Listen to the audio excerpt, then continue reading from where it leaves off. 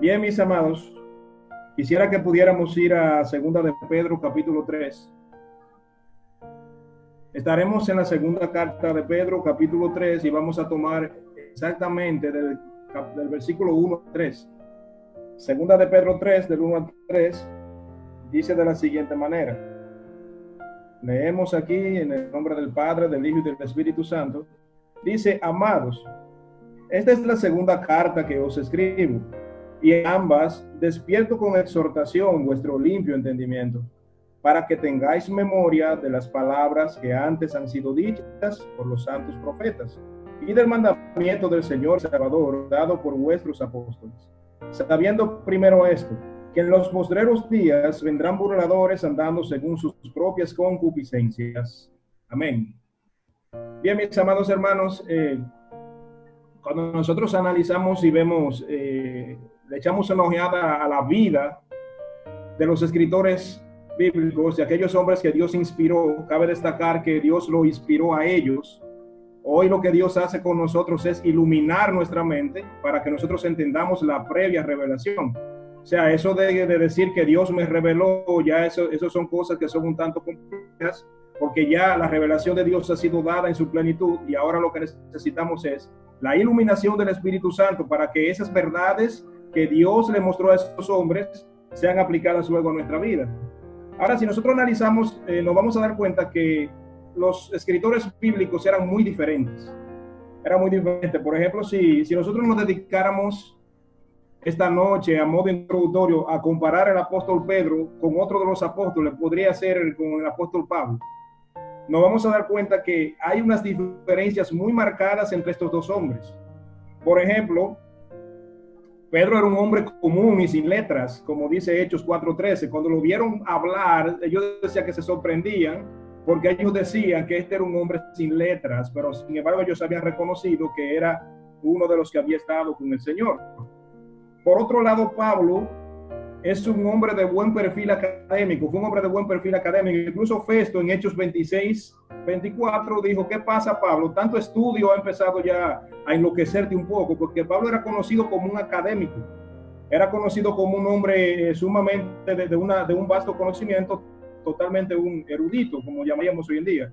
E incluso en el mundo académico de hoy se hace una comparativa de la preparación que tenía Pablo y dice que podría ser equivalente a un PhD o más, a un doctorado o más, porque era un hombre sumamente preparado en la ley judía, conocía varios idiomas, era un catedrático. Entonces era un hombre totalmente distinto de Pedro en ese sentido. Pedro tenía un apostolado a los judíos, Pablo tenía un apostolado a los gentiles. Usted se da cuenta cuántas diferencias, pero como hay diferencias en el cuerpo de hombres que sirven a Dios, también hay similitudes, porque aquí lo que queremos denotar es que a pesar de las diferencias que pudiesen tener ellos en relación a sus ministerios, en relación a su personalidad, en relación a su imprenta o a las cosas que pudieron ellos hacer que salían de lo que ellos eran, también encontramos unas similitudes muy claras, que son las similitudes que se ven cuando vemos un cuerpo de personas diferentes unificados en un mismo Señor. Por ejemplo, ambos fueron llamados por Dios a tener un apostolado. Allí en el Evangelio de Mateo, capítulo 4, nosotros vemos cómo Pedro fue llamado, ¿verdad? También lo vemos en Hechos 9, que se recalca también.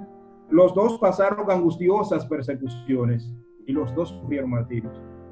Los dos escribieron cartas con una notable preocupación pastoral. Y aquí hago una pequeña parada, un pequeño paréntesis. Cuando hablo de preocupación pastoral, estoy hablando de esa preocupación por instruir y por enseñar en las cosas espirituales al pueblo de Dios.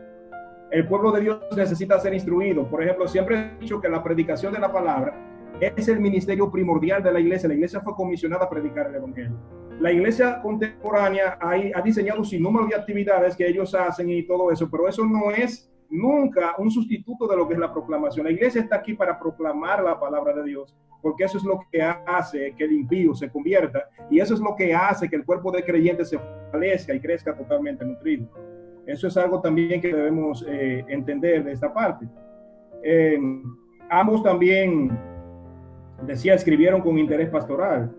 Ambos también advirtieron que su muerte estaba cerca. Por ejemplo, Pedro en su segunda carta advierte a sus lectores sobre su pronta muerte. en segunda de Pedro capítulo 1 versículo 14, dice: en breve debo abandonar el cuerpo. Y Pablo en segunda de Timoteo 4:6 dijo: estoy para ser sacrificado y el tiempo de mi partida está cercano. Pero esto, ellos no lo decían como un mecanismo de autolástima, ellos decían esto como una forma de advertir a aquellos que venían detrás de ellos. Porque para ellos esto era ya un asunto de ley natural, era un asunto que los llenaba de gozo, culminar esa etapa de haber servido al Señor en la tierra y luego irse a encontrar con Él a las moradas celestes. Y para que no nos quepa duda que estos hombres estuvieron tan convencidos de las verdades de Dios, que ellos no escatimaron perder su propia vida. Primero estaban asustados y escondidos, pero luego cuando ellos vieron ese Señor que se levantó triunfante, y cuando el Señor manda el Espíritu Santo para que esté dirigiendo la iglesia, para que esté guiando la iglesia y haciendo una distinta distribución de dones, ahí vemos que estos hombres entendieron verdaderamente a que ellos habían sido llamados. Y es un asunto que deberíamos pensarlo, y si nosotros estaríamos dispuestos verdaderamente a abandonarlo todo con tal de ganar las bondades de Cristo. Acá vemos esta similitud también de ellos. Pablo también, en segunda de Timoteo, resalta la autoridad de las Escrituras. Segunda de Timoteo 3:16, él dice que todas las Escrituras son inspiradas por Dios. Es lo que está diciendo: mira, Timoteo, la Escritura proviene de Dios. O sea, la palabra inspirada quiere decir exhalada. O sea, estas palabras que están en la Biblia son palabras que fueron puestas por Dios allí, de manera que cuando la Biblia habla, Dios mismo está hablando. Dice un pastor muy conocido en una ocasión: si tú quieres que Dios te hable, si tú quieres escuchar la voz audible de Dios, lee la Biblia en voz alta o escucha un buen predicador. Porque nos hemos dado cuenta que la verdad que necesitamos saber está aquí. La gente que se desvía, la gente que anda buscando un sinnúmero de experiencias y cosas que no provienen de la palabra de Dios, son personas que son arrastrados por vientos de doctrinas extrañas. Porque nunca mi experiencia, nunca mi testimonio, nunca lo que yo pienso que es lo correcto puede suplantar la palabra. Y todo lo que yo hago debe estar sujetado o anclado en la palabra. Es como cuando hay un barco que está a orillas del mar. Usted sabe que el mar empieza a hacer oleaje, oleaje y oleaje. Si ese barco no está anclado en un lugar firme, ese barco se va a perder en las profundidades. Ese barco va a andar a la deriva. De igual modo, nosotros creyentes tenemos que lanzar un ancla a la palabra de Dios. Leer muchos libros, leer mucha literatura, eso es muy bueno, eso no es malo, pero siempre anclado en la palabra de Dios. Y sé por qué se lo digo. Porque me veo inmerso en el mundo académico, me veo inmerso en el mundo profesional, me veo inmerso en el mundo de la psicología, y allí aparecen unos pequeños escollos y cositas que hay que sopesarlas con la palabra de Dios, porque la palabra de Dios son las únicas que tienen palabra de vida para usted y para mí.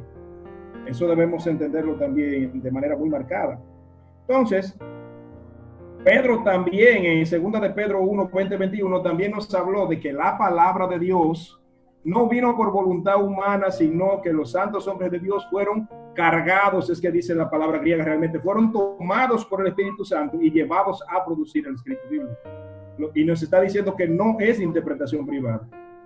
Es un vocablo que debemos eliminar de nuestro diario vivir, de nuestro estudio bíblico, de nuestra exhortación. Para mí, esto dice, para mí, no es que para mí, eso dice lo que dice, no.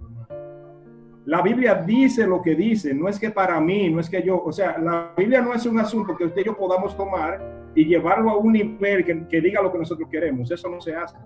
Lo que sí debemos destacar es que el texto bíblico puede tener diferentes aplicaciones, pero tiene solo un significado. Tiene solamente un significado. Por eso nosotros tenemos esa ardua labor de dedicarnos intensamente a estudiar la palabra de Dios y a permitir que ésta empiece a gobernar lo que es nuestra mente y lo que es todo nuestro ser. Ahora bien, aquí también lo que quisiéramos destacar finalmente, ya para entrar al texto base, que una de las cosas en las que coinciden tanto Pedro como Pablo fue que escribieron con esa preocupación de carácter pastoral. Yo no debo estudiar la Biblia para yo llenarme de la Biblia. Yo debo de estudiar la Biblia para yo poder conducir a otros a la palabra de Dios y por ende para que otros también lleguen al Señor. Esa es la idea, ¿verdad? Ese sería lo que nosotros deberíamos hacer, porque a eso hemos sido llamados. El otro día me preguntaban por alguien y me decían: ¿qué tú opinas de esa persona? Y yo: esa persona es muy bueno, pero tiene que compartir un poquito más lo que sabe. Porque lo que yo sé no es para yo tenerlo, es para propagarlo. Yo no gano nada con llenarme, yo debo de edificar, y de hecho nos dan dones para que hagamos que el cuerpo de Cristo florezca, para que la iglesia sea nutrida, para que la iglesia se llene de la bendición de Dios y para que la iglesia crezca fuerte y robusta. Ahora regresamos al texto donde dice: amados, esta es la segunda carta que os escribo, y en ambas despierto con exhortación vuestro limpio entendimiento. Aquí Pedro está hablando acerca de que esta es la segunda carta que le escribió, porque sabemos que ya le había escrito una primera en el año 67, por ahí, esa es la compendiación que podría tener. Algo interesante de esta carta es que esta carta está escrita a un grupo de hermanos que está en la diáspora o en la dispersión. Esto significa que esta gente estaba huyendo del emperador Nerón, del emperador romano Nerón. Saben que Nerón incendió a Roma, destruyó a Roma con la excusa de edificarla nuevamente. Pero a quienes él usó para ser culpables de ese acto, dijo, esos fueron los cristianos. Porque los cristianos eran los que estaban ahí de manera sospechosa, los que quizás se podían ver con cierta mente diferente a la del resto de la nación. Dijeron que esos fueron los cristianos seguro que quemaron Roma. Lo usó a ellos como chivos expiatorios para que usted se dé cuenta que siempre los creyentes han sido perseguidos, siempre los creyentes han sido maltratados. Pero recuerden las palabras del Señor, que el Señor dijo: tendrán aflicciones en el mundo, pero confiad, yo he vencido. Cristo ha vencido, amado hermano. Y eso nos enseña a nosotros, esa victoria de Cristo nos enseña que aún los tiempos que usted y yo estamos viviendo ahora, aunque están llenos de preocupación, un mundo en crisis, un mundo patas arriba, problemas sanitarios, problemas sociales, problemas económicos, pero Dios está en control y Él ha vencido. A pesar de que estamos viendo todo lo que veamos, Él ha vencido y nadie puede quitarnos la victoria de Cristo, porque ha sido una victoria que nos ha sido dada en su nombre. Entonces, en ese versículo donde él dice que es la segunda carta que escribe, y él dice que él despierta o anima, aconsejando con exhortación vuestro limpio entendimiento. Aquí vemos lo que es una invitación a pensar de manera correcta. Pedro está invitando a su audiencia a que piense de manera correcta. Dice despertar la manera clara de ver las cosas, alinear nuestra visión con los planes de Dios. Ciertamente yo me atrevo a decir, mis amados hermanos, sin temor a equivocarme, que todos los que estamos aquí hemos sido víctimas de nuestras malas decisiones. Quizás 1, 2, 3 veces, 4, pero yo creo que ninguno se va en claro. Yo creo que todos los que estamos aquí hemos tomado alguna mala decisión en nuestra vida, y aquí justamente es donde esta palabra se está dirigiendo. Aquí el apóstol tiene un gran interés en que sus lectores entiendan que en la vida debemos vivir con un limpio entendimiento, Por eso yo siempre me cuestiono, por ejemplo, a veces hay hermanos que no les gusta estudiar la palabra o no les gusta leer la Biblia. Y eso es grave, ese problema es grave. ¿Usted sabe por qué? Porque si usted no llena su cabeza de la palabra de Dios, se va a llenar automáticamente de cosas triviales y se va a llenar automáticamente de la filosofía del mundo. Y sé por qué se lo digo. Hay muchas filosofías esperando una cabeza vacía para llenarla y dirigirla a una senda de muerte. Por eso, no importa que nos digan radicales, no importa que nos digan lo que nos digan, para nosotros la palabra de Dios es ley, batuta y constitución, es la autoridad que puede regir la iglesia. Aún ni siquiera son los predicadores, ni siquiera son los pastores, ni siquiera son esos líderes influyentes religiosos, las autoridades, es la palabra de Dios. Aún esas personas que son influyentes deben colocarse debajo de la palabra de Dios. Y si no se colocan debajo de la palabra de Dios, entonces pienso que no merecen la obediencia del pueblo de Dios. Porque cada maestro de la palabra, cada predicador es un medio para que la palabra de Dios limpia, pura y verdadera llegue a cada una de las personas para que las personas puedan crecer en gracia y sabiduría. Y déjeme decirle que esto de estudiar la palabra de Dios, esto es casi igual que alfabetizarse. Esto hay que empezar y seguir hasta que esa palabra de Dios empiece a quedarse impregnada entre nosotros. Y volvemos a caer en el interés pastoral de Pedro acá, que nos enseña que una de las funciones de la predicación en la iglesia no es tener a la gente que escucha entretenida, no es entretener. Hoy en día hay mucho entretenimiento en las iglesias, hoy en día hay muchos temas que se tratan porque a la gente le gusta escuchar acerca de eso, pero paradójicamente hay grandes doctrinas de la fe que se encuentran allí que se están olvidando poco a poco. Ya nadie habla de la santidad de Dios, ya nadie habla de la soberanía de Dios, ya nadie aplica principios éticos de la Biblia. ¿Por qué? Porque han dejado de recordar que Dios es omnipotente, que es omnipresente. que pensamos muchas veces que solamente estamos delante de la presencia de Dios solamente cuando estamos en cuatro paredes. Cuando vamos a la iglesia, ok, gloria a Dios, aleluya, pero cuando nosotros nos retiramos tenemos que recordar que tenemos que seguir viviendo conforme a la fe que tenemos. Aun cuando nadie nos ve, Dios nos está viendo. Y el otro día le leía precisamente una historia a mi hija, un devocional para niños, donde un padre que robaba se llevó a su hijo a un campo de sandías y decía, decía él, le dice al niño, espérame aquí en la cerca donde están los alambres, yo entro y robo las sandías, si tú ves a alguien venir, tú gritas, me haces una seña para que ambos salgamos corriendo y no nos atrapen. Y cuando el hombre se vuela a la barda y va a tomar una de las sandías, el niño le dice, papá, devuélvete, te están mirando. Y cuando él se devuelve, dice, ¿quién viene? ¿Quién viene? Yo no veo a nadie. Y él dice, te olvidaste de Dios. Te olvidaste de Dios, Dios te está mirando. Entonces es algo que debemos recordar. Y me hace recordar al reformador Lutero. Lutero fue uno de los que más habló acerca de esto. Dice que Lutero sentía tanta ofuscamiento por la presencia de Dios en su vida, que él, cada cosa que hacía, decía que se preguntaba si iba o no iba a ofender a Dios. Porque decía, es que la Biblia me ha enseñado que Dios es omnipresente, está en todas partes. Dios conoce mis pensamientos, Dios conoce mi accionar, Dios conoce mi corazón. Por eso tenemos que tener mucho cuidado con eso. Por eso tenemos que tener un cuidado muy extremado con esto. Debemos entender que Dios no es un Dios de chistes, mucho menos es el genio de la lámpara que está solamente para satisfacernos. Dios está para ser adorado. Dios está para ser servido por nosotros, y por eso nosotros tenemos que tomar en cuenta su presencia y su santidad cada día en nuestra vida.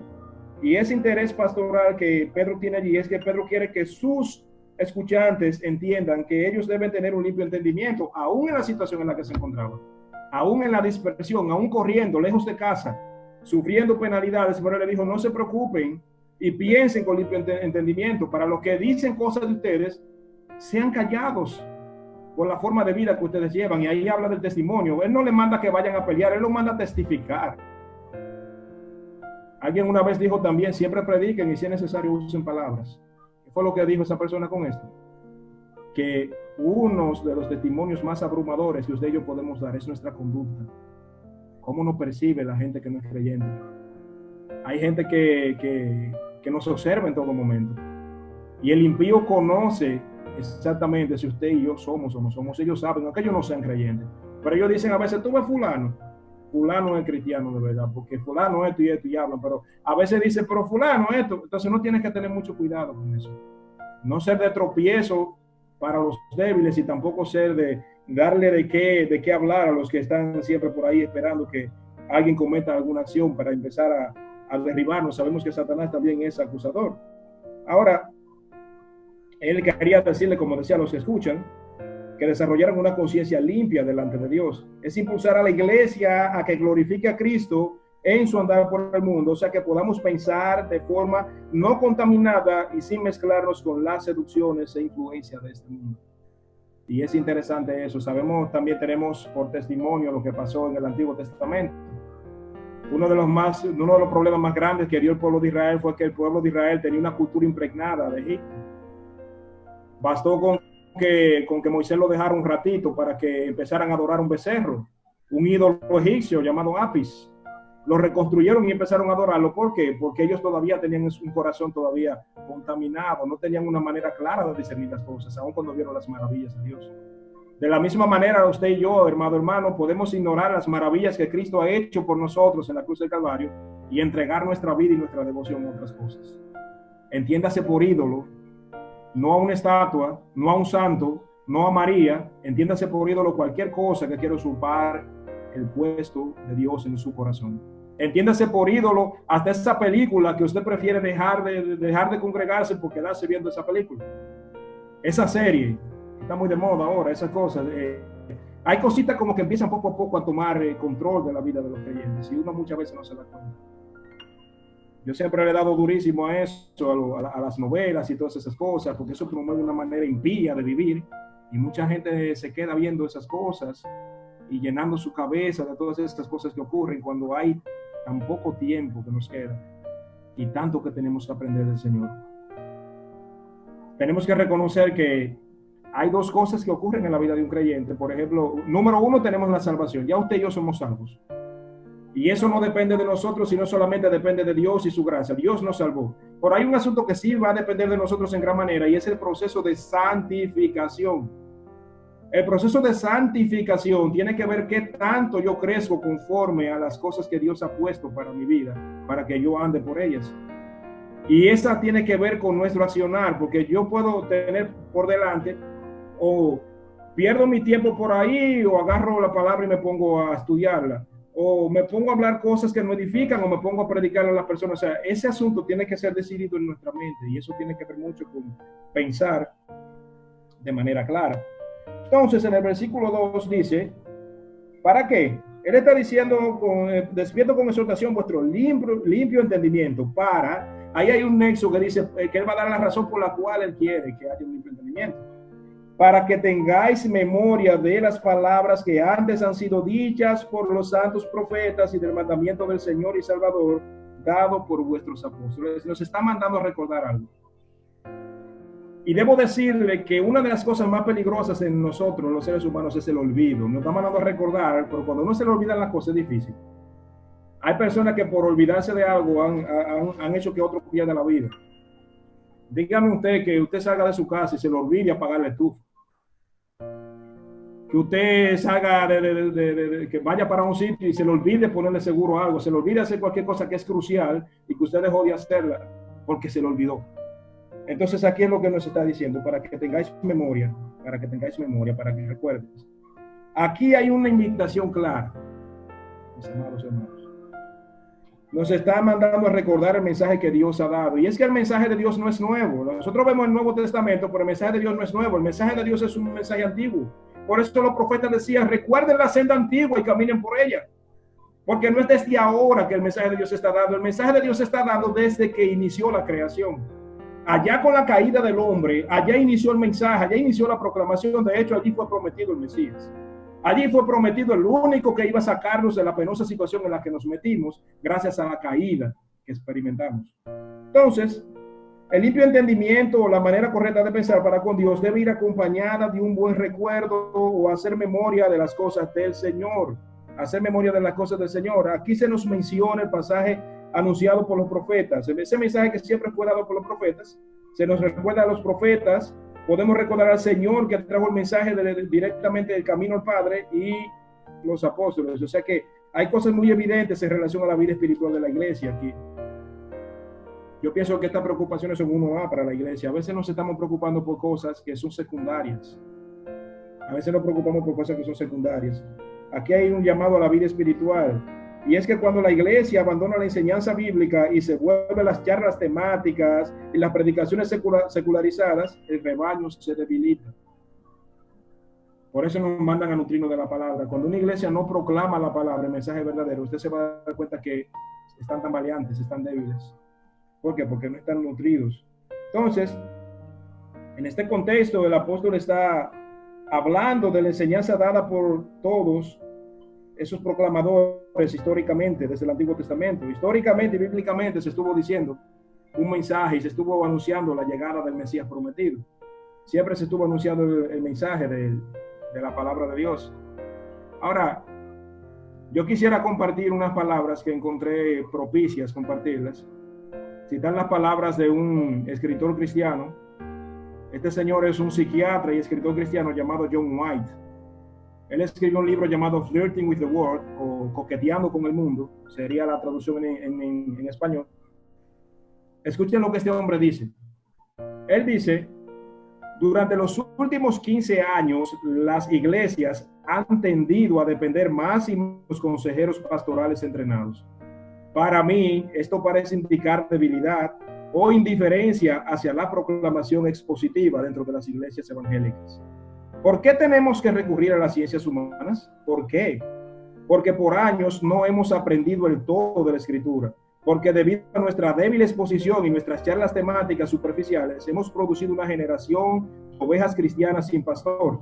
Y ahora nos estamos culpando a nosotros mismos más profundamente que nunca por haber recurrido a la sabiduría del mundo lo que hago como psiquiatra y lo que mis colegas psicólogos hacen en sus investigaciones o su consejería es de valor infinitamente menor para los cristianos con problemas que lo que Dios ha dicho en su palabra.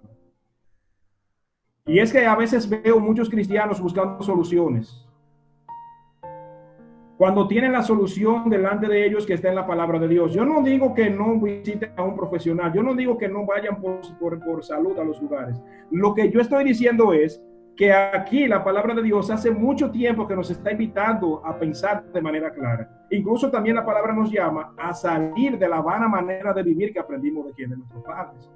Cada quien nace inmerso en una cultura. Usted aprendió muchísimas cosas mientras crecía que no son correctamente bíblicas. Pero llegó la hora de enfrentarse con la palabra de Dios y permitir que la palabra de Dios empiece a cambiar nuestra vida, empiece a cambiar nuestros corazones y empecemos a obrar conforme a lo que Dios quiere que nosotros hagamos. Nos damos cuenta de eso, que hay mucha deficiencia hoy en día. Hoy en día hay mucha predicación que no tiene nada que ver con la Biblia. Hay mucha enseñanza que no posee limpio entendimiento, posee confusión. Hay mucha gente que está enseñando cosas que no son correctas. Por eso usted y yo, amado hermano y hermana también, porque siempre digo esto, las hermanas también necesitan estudiar la palabra de Dios. A veces nos comportamos como si la responsabilidad solamente fuera de los hombres. Eso es algo precioso, ver una mujer bíblica, ver una mujer que ama la palabra de Dios. Y la palabra de Dios habla de ese tipo de mujer. Dice que es una mujer virtuosa. La palabra de Dios es para la mujer y hay maestras. Vea como les decía ahorita que he sido aconsejado por grandes mujeres de Dios, incluyendo mi madre y hermanas de fe de la iglesia que se han acercado. Y eso es de gran valor. En la iglesia no existe esa distinción, en la iglesia no existe esa diferencia. Lo que sí existe son funciones diferentes. Dios ha llamado a cada quien a un ministerio diferente, pero el Señor es el mismo y el deber es el mismo. Todos necesitamos la palabra de Dios. Todos necesitamos vivir profundamente inmersos en la palabra de Dios. Y esto es algo radical. Si no lo tomamos así, hermano, vamos a ser derribados. Como le decía ahorita, si no llenamos nuestra mente, nuestra vida y nuestros corazones de la palabra de Dios, poco a poco la filosofía barata del mundo va a empezar a llegar a nuestra vida y vamos a empezar a actuar conforme a cosas que no agradan a Dios. Eso tenemos que saber que es muy preocupante para el pueblo de Dios.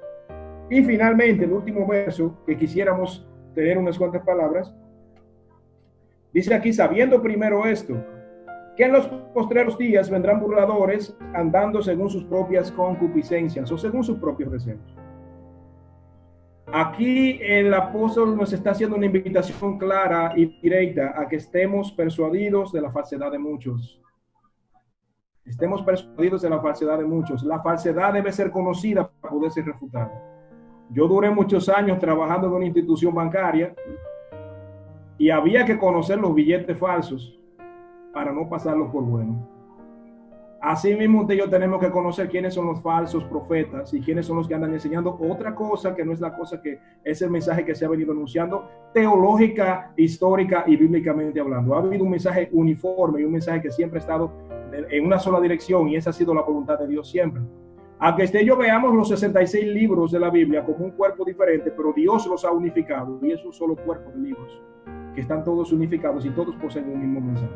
Si se dan cuenta, en Génesis vemos al hombre en completa comunión con Dios y vemos al hombre cayendo delante de la presencia de Dios, pero en Apocalipsis, ¿qué vemos? Que el hombre se convierte en el tabernáculo de Dios y que Dios mora con los hombres nueva vez y otra vez aparecen árboles que las naciones pueden tomarlos y recibir sanidad y recibir vida en el nombre de Cristo. Se dan cuenta cómo del primero al último libro hay una sola categoría, un solo mensaje. Aunque muchos quieran discrepar y muchos hoy en día falsamente, erróneamente han querido descalificar el Antiguo Testamento y eso es una falsedad, porque ellos argumentan que el Dios del Antiguo Testamento es diferente del Nuevo y eso no es cierto. Es el mismo Dios de siempre. En el Antiguo Testamento vemos la gracia de Dios derramada, vemos la misericordia de Dios, vemos los juicios de Dios y en el Nuevo Testamento también los vemos. Así que lo que pasa es que la revelación de Dios ha sido una revelación progresiva. Históricamente cada vez tenemos más y más de la revelación de Dios y vemos cómo los tiempos se van cumpliendo, pero no es diferente. Es una verdad que ha crecido, no es una verdad que ha cambiado. Eso tenemos que recordarlo en esta noche. Entonces, aquí nos mandan a estar persuadidos. Interesante que en estos tiempos de COVID-19 la gente dice, mira, estos tiempos me parecen a los tiempos finales por las pestilencias y las cosas que están pasando. Pero hemos olvidado un asunto muy importante que también es un indicador de los últimos tiempos. Y es la aparición de falsos maestros. Eso también es crucial. la aparición de gente que quiere confundir. Eso tiene, y la palabra último tiempo se refiere al periodo comprendido entre la primera venida de Cristo y su segunda venida. Eso puede ser muy abarcador, así que no nos apasionemos. No comencemos a buscar un solo evento como indicador de que ya Cristo viene. Lo que tenemos que empezar a hacer es a testificar de Cristo, porque puede ser en cualquier momento. No nos llenemos de pasión, no nos llenemos de una pasión sin sentido, llenemos de una pasión organizada que nos manda a seguir proclamando mientras estemos en esta tierra. Así que Dios puede regresar esta noche, puede regresar el año que viene, yo no sé en cuántos años regrese, pero lo único que usted y yo debemos procurar es estar preparados, es estar aguardando esa venida y viviendo conforme a ella. Aquí les decía que una señal evidente de que estamos en las últimas generaciones es la aparición de falsos maestros. Y hay muchas personas, amados hermanos, hoy en día con un vivo interés de confundir a los demás. Y por eso no podemos poner las actividades eclesiásticas como algo primordial a la predicación. El todo de las escrituras debe ser proclamado. Cada vez que un hombre se para en el púlpito, tiene que pararse con la firme convicción de que así ha dicho el Señor. Y hay un modelo muy interesante que lo encontramos en el libro de Esdras. El modelo bíblico de la predicación está detallado paso por paso en el libro de Esdras. No, en el libro de Nehemías, perdón. Es en el libro de Nehemías, pero habla de Esdras, porque Esdras es el personaje que está desarrollándose allí. Y allí dice que Esdras preparó su corazón para recibir la palabra, para ponerla por práctica y luego enseñarla en Israel. Esa es la forma en la que el hombre bíblico debe proceder. El hombre bíblico debe tomar su Biblia, aprender su Biblia, aplicarla a su vida, a todas las esferas, incluyendo su vida personal, incluyendo su vida social, su vida familiar. Ese hombre debe ser un esposo conforme a la voluntad de Dios, debe ser un ciudadano conforme a la voluntad de Dios, debe ser un empleado conforme a la voluntad de Dios, y se dan cuenta que debemos dejar de usar fachadas. El cristiano que soy en la iglesia es el cristiano que soy en mi familia, el cristiano que soy de la sociedad y el cristiano que soy del trabajo también. Porque es allí donde la iglesia muchas veces está fallando. No es en la forma que se conduce en el templo, es en la forma como vive, es en la forma como es percibido. Entonces, las personas deben recibir la luz de Cristo en la vida de nosotros. Así debe ser. Entonces, aquí vemos que hay personas con vivo interés de confundir, y por eso debemos predicar y por eso debemos enseñar la iglesia. Debemos vivir inmersos en su palabra, prestos a ser instruidos por sus mandatos y no ser necios a su voz. Así que en nuestro andar nosotros podemos quizás encontrar dos tipos de falsos maestros. Hay unos que doctrinalmente enseñan cosas erróneas y hay otros que viven en apariencia de piedad, como Pablo le dice a Timoteo en 2 de Timoteo 3:5, que iban a venir hombres con apariencia de piedad, pero que estos hombres iban en cierto modo a negar la eficacia de la piedad. ¿Qué significa eso? Que estas eran personas que su boca estaba llena de piedad, pero su vida negaba la eficacia de tal piedad, porque ellos no vivían conforme a lo que hablaban. Y recordamos allí a los fariseos del tiempo del Señor Jesucristo, cómo fueron duramente atacados por el Señor, precisamente por eso, porque ellos eran expertos en la ley, pero no expertos en vivir sumergidos en esa ley y viviendo para esa ley.